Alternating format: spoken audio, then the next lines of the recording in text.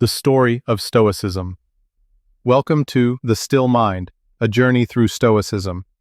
In this video, we'll explore one of history's most enduring philosophies, Stoicism.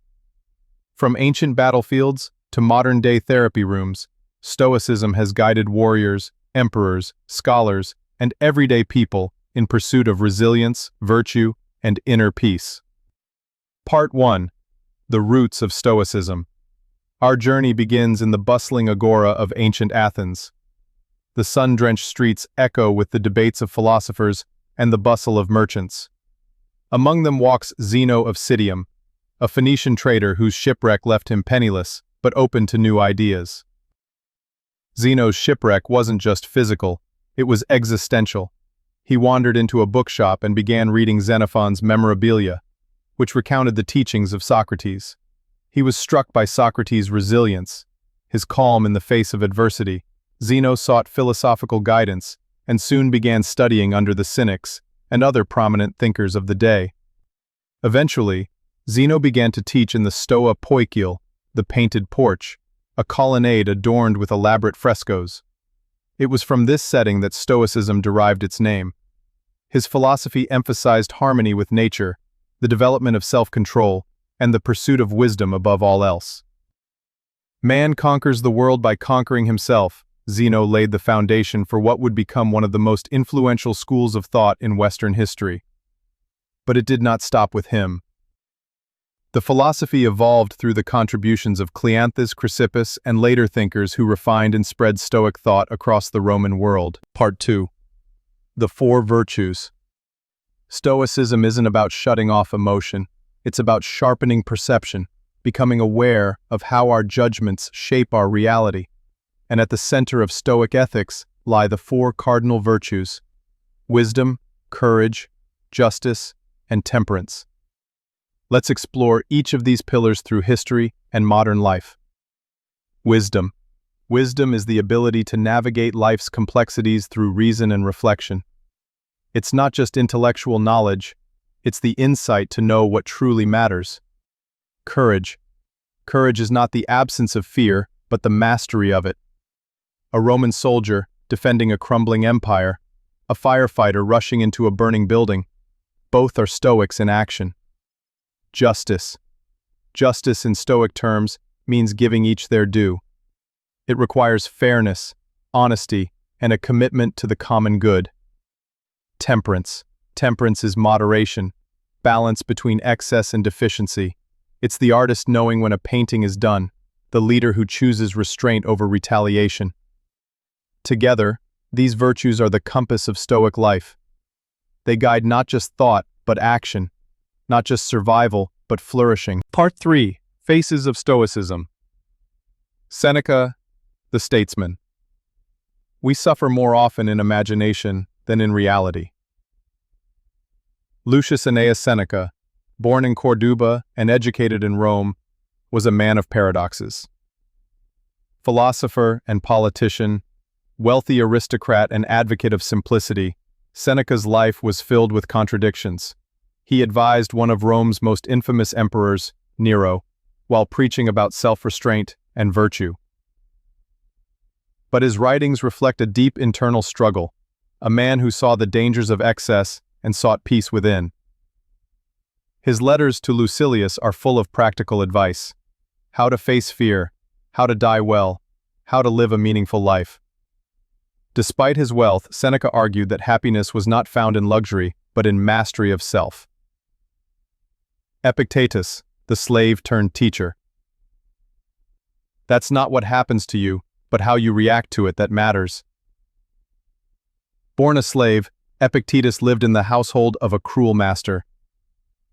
But he discovered freedom, not in escape, but in inner resilience. Once freed, he opened a school and taught philosophy that empowered the powerless. Epictetus taught in simple terms. He told his students, "Focus only on what is within your control. Everything else, fame, health, fortune, is indifferent. What matters is how we choose to respond." Marcus Aurelius, the philosopher king. You have power over your mind, not outside events. Realize this, and you will find strength. Marcus Aurelius ruled a vast empire during one of its most tumultuous periods: war, plague, betrayal. Yet his private thoughts, written in camps and palaces, reveal a man of introspection. His meditations were never meant for publication. They're raw, personal notes, a kind of spiritual diary. He reminds himself to be patient, to accept fate, and to serve the common good. In Marcus, we see Stoicism applied at the highest level of responsibility. A man striving, imperfectly, toward virtue. Part 4. Stoicism in Practice. Modern Applications. Though ancient in origin, Stoicism thrives today. In boardrooms, battlefields, and therapy offices, its wisdom endures. Cognitive behavioral therapy, or CBT, draws heavily from Stoic principles. The Stoics taught us to examine our thoughts, question our assumptions, and realign our beliefs with reality. I start each morning with a Stoic journal. I write, what am I in control of today? What am I afraid of? It helps me stay grounded, especially in the unpredictable world of startups. For soldiers, Stoicism teaches composure under pressure. We use it to train emotional resilience, leadership, and moral clarity. Stoicism and mental health. Stoicism isn't about denying pain. It's about accepting it with courage. It doesn't promise happiness. It promises strength. For many, the Stoic idea of focusing only on what we can control becomes a lifeline, a way to navigate anxiety, grief, and uncertainty. Part 5. Misconceptions and Criticisms. What Stoicism is not. Some hear Stoic and picture an emotionless statue. But that's not what the ancient philosophers intended. True Stoicism is about clarity, not coldness. It's about feeling deeply, but not being ruled by those feelings. There's valid concern that Stoicism might promote passivity. But many Stoics were activists in their own way. Seneca wrote against tyranny. Marcus ruled with justice. Epictetus empowered the oppressed. Stoicism doesn't ask us to retreat from the world. It asks us to engage with it mindfully. Part 6. The Daily Stoic. How to begin. You don't need a toga to be a Stoic. No lectures, no degrees. Just one simple question. What is in my control? From the battlefields of Rome to the boardrooms of today, this question is the Stoic's compass. It directs attention inward, toward the only thing we truly possess: our reasoned choice, our character, our will. The Stoics had a name for this: the hegemonikon, the ruling faculty. It's the center of your being, the spark of reason within you. You can't control the weather. You can't control what others say or do. But you can govern your response. Each morning offers a Stoic a chance to prepare.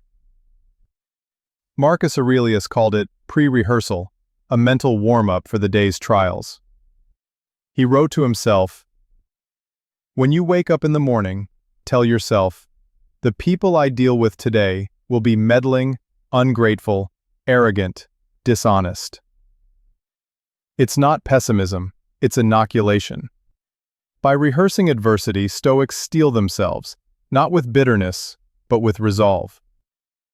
Some do imagine losing their job, their home, even a loved one, not to depress them, but to sharpen their appreciation. This practice is called premeditatio malorum, the premeditation of evils. And ironically, it makes people more grateful, more present, less afraid. There are many ways to live stoically. Start with these. Morning reflection. Review your intentions. Who do you want to be today? Negative visualization. Imagine loss, not to wallow, but to deepen gratitude. Voluntary discomfort. Take a cold shower, skip a meal, walk without your phone. Practice needs so you can handle scarcity with calm. Evening review. As Seneca advised, ask, "What did I do well? What could I improve?" Let us look back upon the day. Let us pass in review what we have said and done. The Stoic doesn't seek perfection, only progress. Each day a step. Each moment a chance to align with virtue. It's not about suppressing emotion. Stoicism teaches awareness, pausing between stimulus and response. It gives people space to choose something better, patience instead of anger, courage instead of avoidance, wisdom instead of impulse. Through these practices, Stoicism becomes more than philosophy. It becomes habit, a part of our character, a way of being. Stoicism in the everyday. A nurse changing bedpans in a crowded ER. A single parent preparing dinner after a 12-hour shift. A student failing a test, but choosing not to give up. They may never quote Epictetus. They may not know his name, but in their patience, their presence, their perseverance, they are Stoics. Stoicism isn't a badge, it's a practice, a posture toward life, a refusal to be owned by circumstance. This is the daily Stoic, quiet, resilient, centered, living by choice, not by chance. Part 7. Final Reflections. In an age of distraction, Stoicism calls us to attention. In a culture of excess, it teaches sufficiency. In a world addicted to control, it offers surrender. Thank you for joining us on The Still Mind, a journey through Stoicism. May its timeless wisdom guide you through modern life with grace, clarity, and peace. Please like, share, and subscribe for more empowering content. Stay strong,